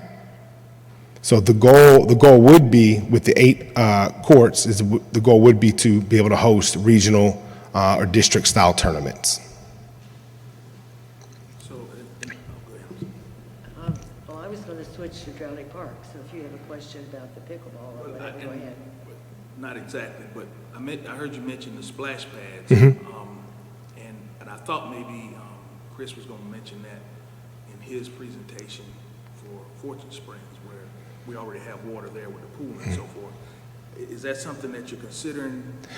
So not from this funding. We are currently considering splash pads. I had several meetings last week with some splash pad vendors and contractors, and we are looking at doing something in a couple different locations, but that's not a part of this funding request, no, sir. So I know that, like you said, that does draw people from different areas, just the pool and splash pads of the like to come in, because there's a long way from where you can get to a pool in the summertime unless you're going to the river. And we got algae there, I think so. So the one challenge that I have been faced with in our department is that we want a splash pad. We do. But I have been hesitant to really renovate the Fortune Springs pool area into a complete splash pad and do away with the pool completely, just because it is a good service and it is a good resource. We do a lot of swim lessons out of there, water aerobics, we have public swim. And so I would really be hesitant to do away with the pool as a whole. One of the proposals that has been pitched to us has been doing kind of a combo, maybe doing part of the pool, filling in part of the pool as a splash pad, and then keeping the shallow end of the pool, because anybody that's ever been down to Fortune Springs pool, I mean, that is a mammoth of a pool. It's 270,000 gallons, approximately 7,700 surface area of water. So there's plenty of room if you wanted to do both. My question is about Drowning Park. Do you have a lot of youth baseball, soccer, whatever? Do you ever have competitive teams come in from outside? So we have hosted all-star type tournament events before. Typically, if we host those events, though, because of the size of them, we have utilized our partnership with the high school. So we have done those tournaments there at their fields, not at Drowning Park specifically. Do you have any events of any sort that draw people from outside Fairfield County? We do have like community events, but as far as athletic tournaments, not currently. And one of the things that we've been hamstrung with has been, one was parking. So we got a parking lot several years ago, so that was a big help. But there's no scoreboards on these fields. And so when you're bringing people in and you want to keep score for the tournament, it's not really, it just doesn't really work. So I do have some quick numbers if you would like for the programs that we currently do. Our fall sports, we have anywhere from 17 to 20 teams a year, generates about $6.3 thousand in revenue. During the winter, we do basketball. We generate about $4,000 in revenue. We have anywhere from 15 to 22 teams. During the spring sports, we do t-ball, coach pitch, baseball, softball. We generate about approximately $7,000 in revenue, and we have anywhere from 20 to 25 teams. And then we do have summer sports, our 7-on-7 football, and then our older baseball group, our junior league, generates about $1,200. And we have about 4 teams in 7-on-7 and then 1 team for baseball. A question. Mm-hmm. If you're awarded this money, it can fix the baseball fields, tennis court. Would you be open to trying to get more tournaments? Yes, in Fairfield? yes. In fact, I think our coaches and our parents would love that so they don't have to travel. Yeah. Thank you.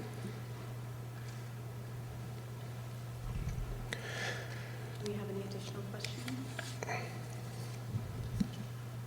In the future, if you would try to provide, like Dominic was saying, some more quotes and so forth that we can kind of have, we can look at, that help a whole lot. All right. So for the county's Parks and Rec, their request of funding of $220,000. Can I get a motion to fully fund, partially fund, or not to fund?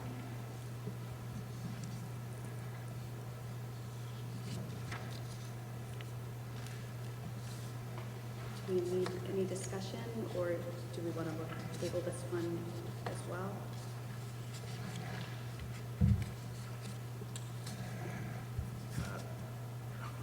I'll say we move to table it and just bring back as much information as you can so we can have some numbers to look at and compare to. That way you get a fair shake. Do I have a second to table? Okay, any discussion? All in favor, say aye. Any nays? Okay. Unanimous to table. Just so I'm clear from the committee, so we want to table it, and then, so you would like bids to come back for each one of these funding requests that we're asking for? I'd like to have some numbers on what it's going to bring as far as tourism Okay. into the county versus it being for the county. Okay. And we'll get a collection of our questions or any requests for additional information, then Gene will send it over by Okay. email. Just this way, we can keep the process moving. Okay. Very good. And I'll let you know when to follow up. All right, next we have Fairfield County for the drone show.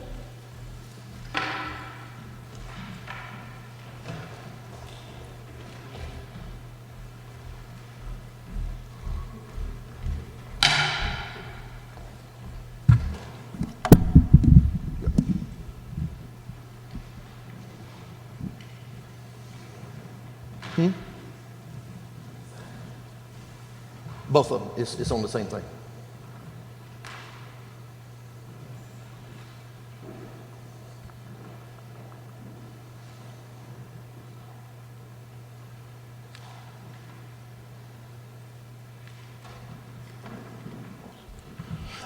Good morning, Council, and thank you all for your diligence in meeting this morning. I know it's a long meeting. So I have 2 actual proposals that I want to run by you all.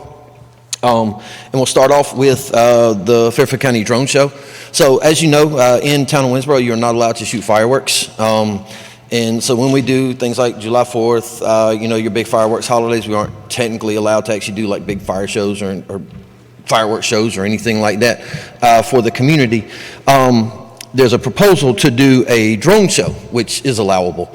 So basically, you're talking about 200 drones that go up, and they basically would do different designs, things like that. And it's actually in partnership with one of the Fairfield County Chamber of Commerce's concerts.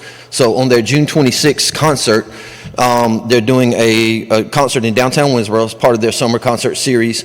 And basically, a drone show would actually fly above the town clock and have a very patriotic feel. It'll tie into the 250th celebration that the country and the county is actually doing a lot of things for. You have the 250th celebration. They'll be doing events throughout the month of June. So you have like reenactments and different things like that. Some will take place out here in Mount Zion Park, but that's paid for through separate funding. But just to add a different element to the patriotic feel, all that kind of stuff at the June 26th concert, to have a drone show that goes with that would actually bring out more people to see it, because let's be honest, we've never had a drone show in Fairfield County. This will be the first one. And it's becoming more and more popular because you can do a lot more with drone shows than you can with just a regular fireworks display.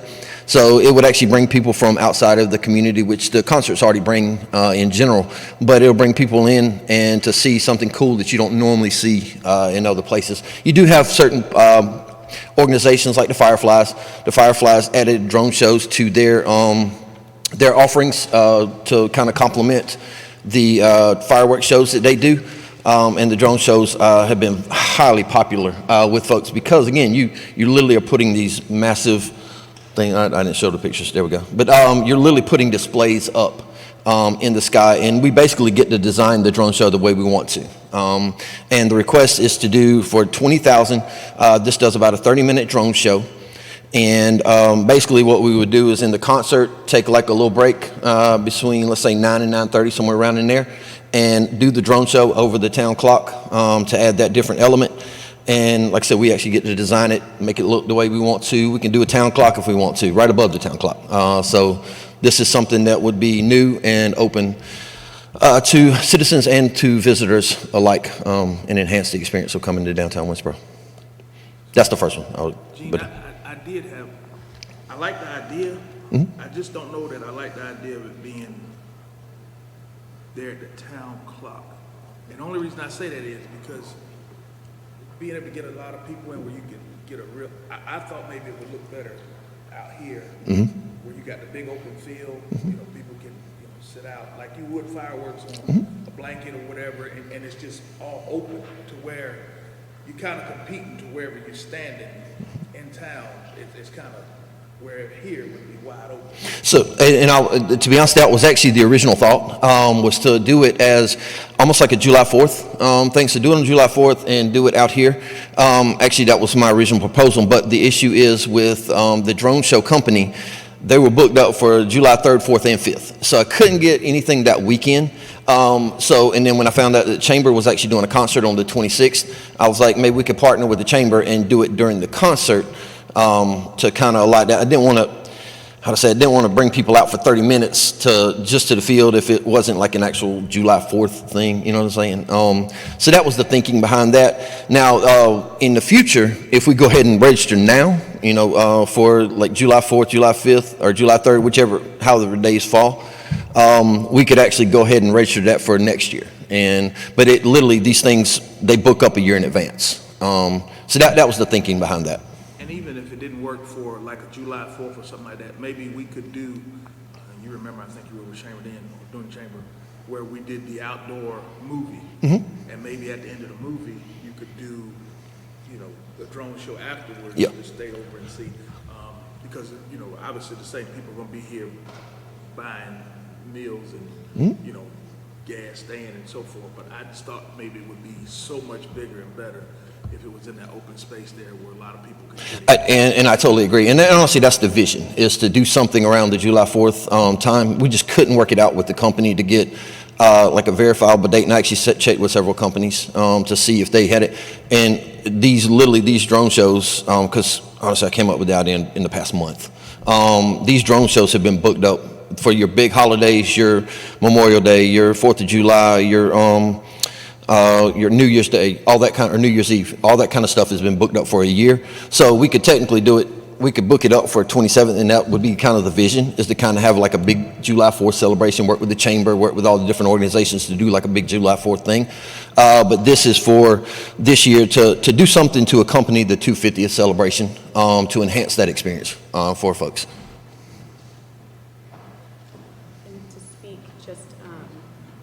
It's remarkable how far away you can still see the drone shows. We do them with some of our events over the summer, and you can be pretty far away and don't have to worry about the visibility and the line of sight is pretty incredible with them. It will need to be dark. It'll be it needs to be dark. Yeah. Not at all. Not at all. It's wild. It's pretty cool. Yes, 200 drones. And you basically, one of the cool things is you literally can design it the way you want to. Like you can come in and, let's just say we wanted a big gene face, you know, nobody wants to see that. But if you wanted a big gene face, you could put it up in the sky. We get to design the show exactly the way we want to design it. And the transitions are really cool. And, well, it's kind of neat. Innovative way to start trying to bring other things into Fairfield County to add in addition to our chamber and bringing tourism in. I think that's a great idea. Yeah. Do we have any additional questions for Jean for this? I think it'd be nice to have a program just set for that to bring people in from all over just to see that. I've never heard of it. Yeah, and again, that was actually the thinking when I thought of it. I was like, let's do something around like the July 4th area. And we couldn't work out the dates with the companies because they are booked out so far in advance. But that's one of those things, if this is something that county likes, we can go ahead and reserve it for next year. And we literally can do because we don't have a centralized July 4th celebration in the county. Sometimes the chamber will have concerts close to July 4th. And different things like that, but we don't actually have like a fireworks show because we do have the restrictions of being in Winsboro, which is, you know, the center of the county. You can't do fireworks, and especially not a fireworks show of great magnitude. I think there is a fireworks show out at Lake Watery area that everyone can actually go to, but this will be more centralized for folks to come and see. And that was the plan. It was to actually do like a July 4th celebration where it was its own independent thing. We were going to have some music and stuff like that, but just couldn't quite work it out with the company, not for this year. Maybe in the future we can look at maybe doing more than one show. The reason I say that because I got a feeling, like you said, it's going to draw a lot of people. Even when we were doing the movies.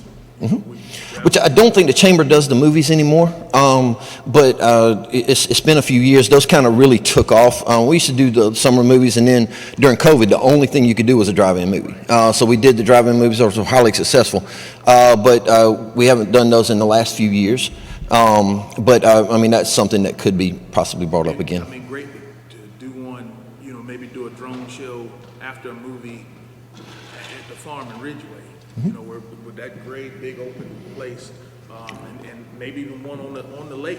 You know. Yeah, we did a movie on the lake a couple of years. That was kind of cool. I was proud of that one.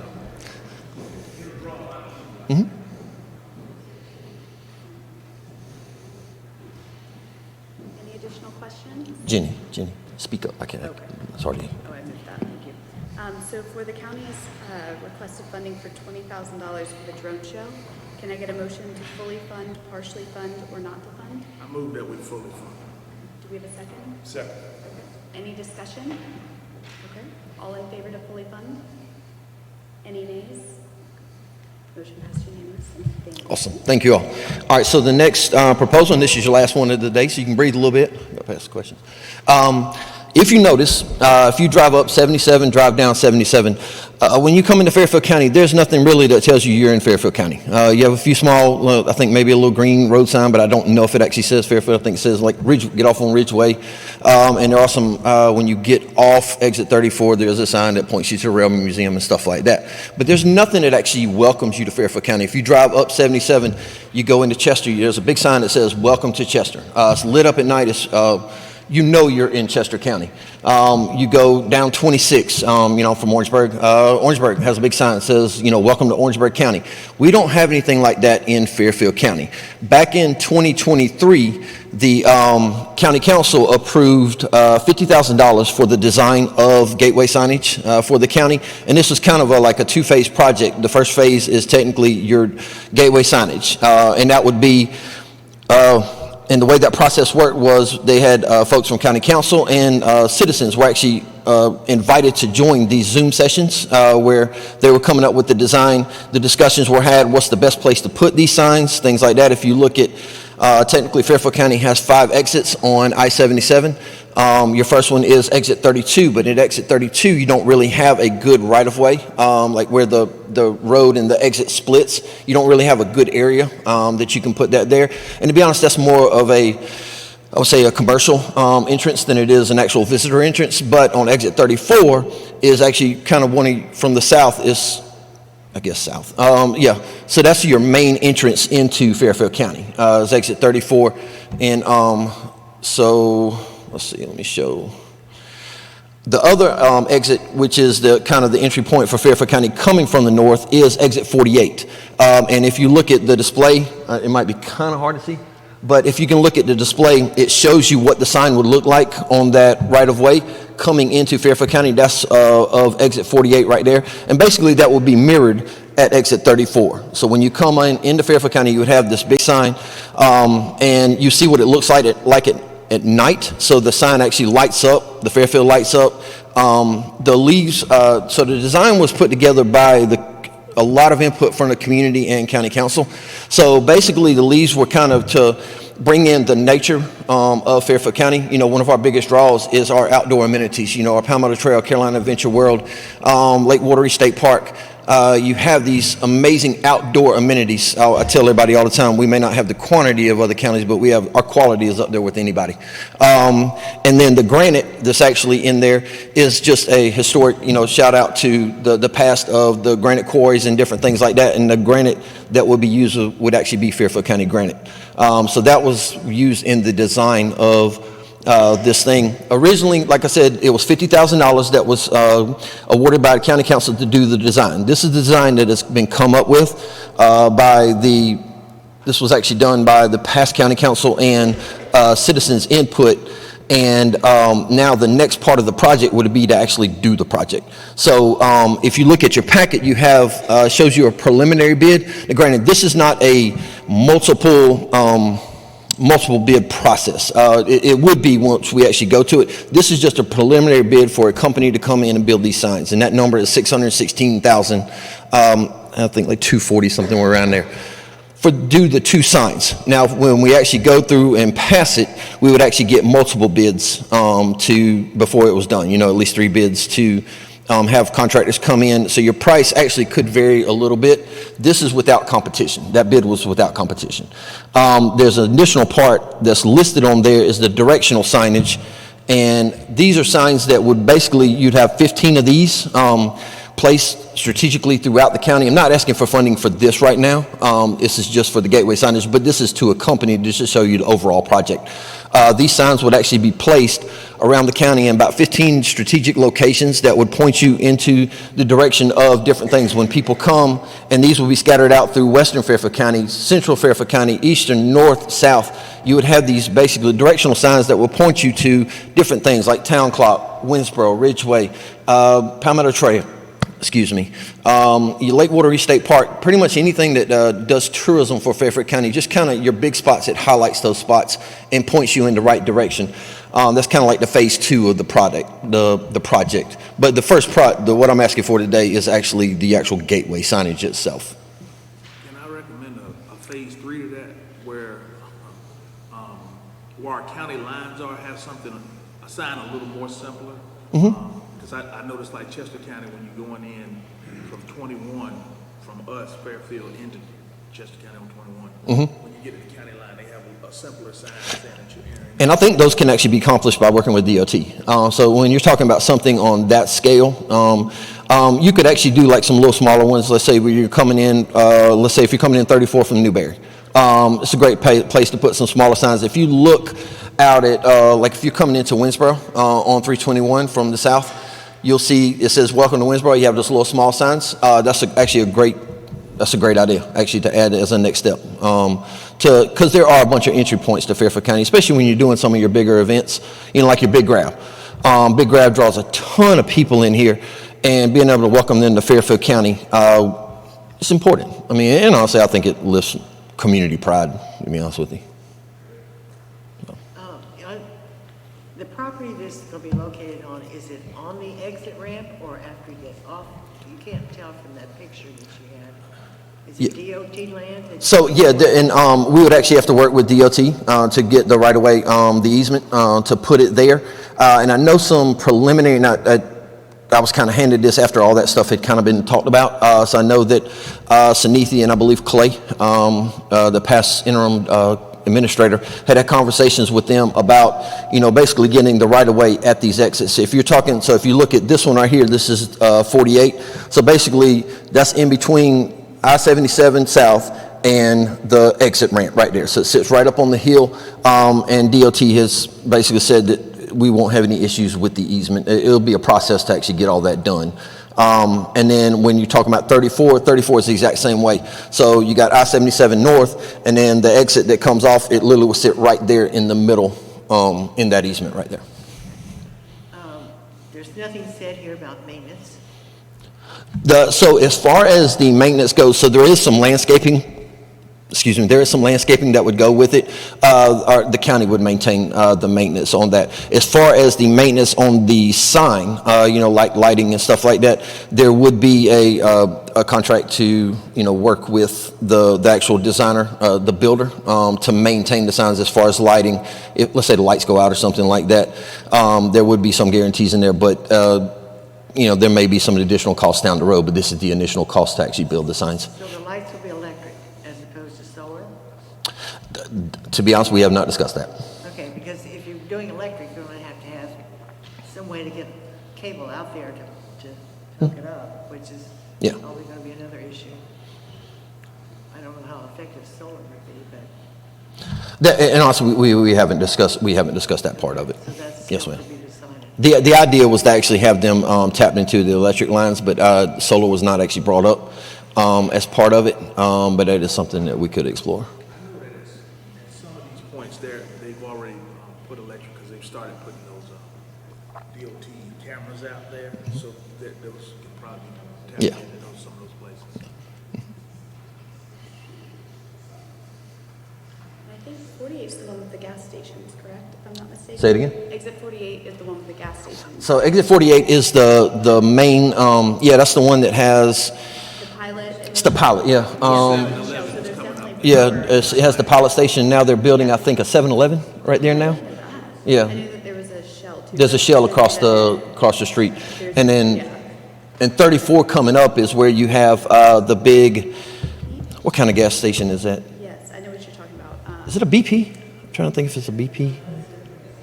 I think it's the next one, but yeah. Yeah, right there, and it also has like the hotel that's at the back as well. So that's kind of your main entrance, unless you're from Ridgeway, the little back way in the Ridgeway.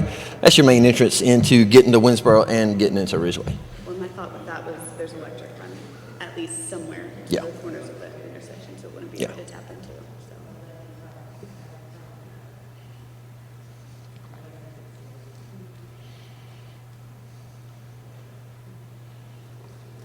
Do we have any additional questions? Okay. So for the county's signage funding request of $620,000, can I get a motion to either fully fund, partially fund, or not to fund?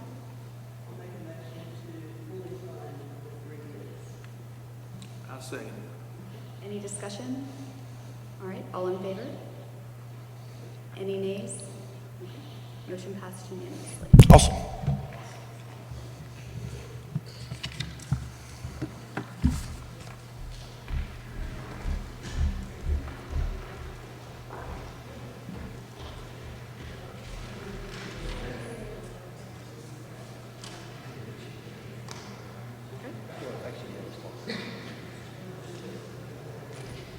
All right, so next on the agenda, we have new business, State Accommodation Funds Committee meeting on March 2nd. Gene? So I've already sent you all this information, and I will send you the applications this week. We have 2 applications for state funding. We'll actually get together on Monday, March the 2nd, same time, 9 o'clock, to go through those 2 applications. Your 2 applications are the Fairfield County Chamber of Commerce and the Old English District. And these are funds that are basically mandated to go to state tourism agencies, designated tourism agencies. And we'll actually go through those applications on March the 2nd at 9 a.m. And if we can, y'all just kind of let me know what y'all want to do. If you want to bring back up the town of Winsboro and the Parks and Recreation applications at that point, when we get some more information, that's 2 weeks from now. If you want to bring that up at that meeting, we can do that, or we can use the auxiliary date that I set aside for March 9th. Go ahead and knock it out.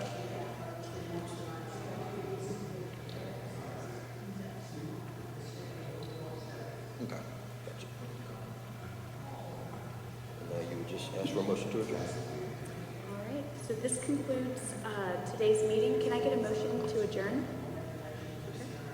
Second. All right, all in favor to adjourn? All right, any nays? All right, motion to adjourn. Thank you, guys.